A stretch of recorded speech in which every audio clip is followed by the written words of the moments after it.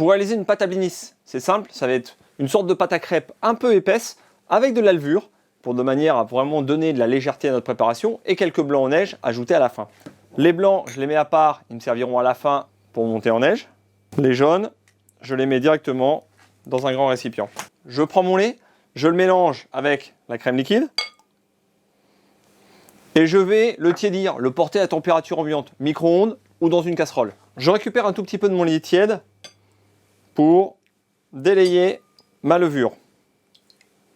Je mélange de manière à bien dissoudre celle-ci. Dans mes jaunes, j'ajoute là où les farines. Alors moi, ce que j'aime bien faire, c'est mélanger de la farine de blé normale avec de la farine de blé noir, la farine de sarrasin. Après, ça peut être uniquement de la farine blanche classique, la farine de blé. J'ajoute ma levure, les liquides, et je vais mélanger doucement, comme pour une pâte à crêpes. Il peut rester quelques grumeaux, des petits bien sûr. Lorsque la levure va agir, elle va venir développer, gonfler et manger complètement ces petits grumeaux. Je nettoie les bords de mon récipient de manière à avoir un bol relativement propre.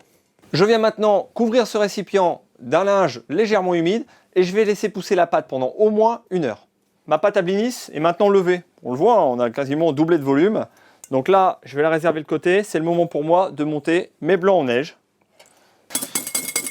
Ça y est, mes blancs en neige sont montés. J'ajoute le sucre, du sel. Et je vais maintenant mélanger mes blancs en neige dans mes blinis. Alors, cette action va avoir pour effet de faire retomber ma pâte, forcément, puisque là, je vais faire s'échapper tout le gaz carbonique. On peut mettre tous les blancs en neige en une fois. Et ensuite, délicatement, je vais venir, voyez, lever ma pâte et la faire retomber sur mes blancs en neige. Ma pâte est maintenant prête à cuire. 2 variantes pour les blinis.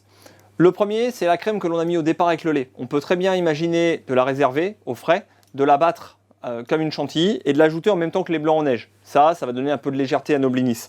On peut aussi très bien travailler avec de la levure chimique. Donc dans ce cas-là, ce que l'on va faire, c'est que on supprime le temps de pause et on mettrait un œuf de plus de manière à avoir un peu plus de volume. Et dans ce cas-là, ce n'est plus la levure qui va donner le côté léger, mais vraiment uniquement les blancs en neige.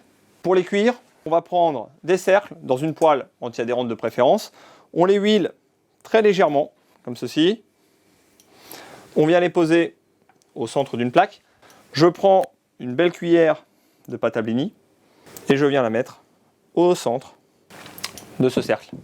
Je vais laisser cuire 1 à 2 minutes sur une première face. On retourne, on peut enlever le cercle à ce moment-là et je laisse cuire 1 à 2 minutes sur l'autre face. Maintenant que vous savez faire la recette de base, n'hésitez pas à la personnaliser. Un peu d'ail taché ou quelques graines de cumin légèrement concassées feront merveille.